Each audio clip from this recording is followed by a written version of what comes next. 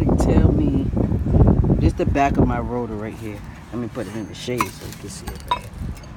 As you can see, it's been grinded up. Got all these grooves in there. And this the back of it, right? So I took the brake bracket and stuff off. And when I looking at the brake bracket, I seen that in there. Which means that this been rubbing against my rotor. And I checked the rotor. It's not bent, as you can see. I don't know if you can tell. But yeah, I did the test on it, and the rotor not bent.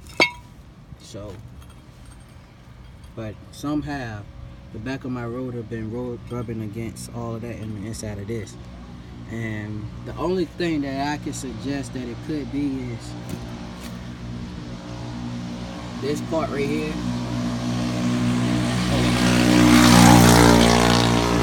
But anyway, this part right here that attaches the brake brackets, I think this one right here, the bottom one that attached to the brake bracket, is a little bit bent. I don't know if you could tell, but I even got my wife to come out here and second look at it, and she tell, and she said it looks bent a little bit to her.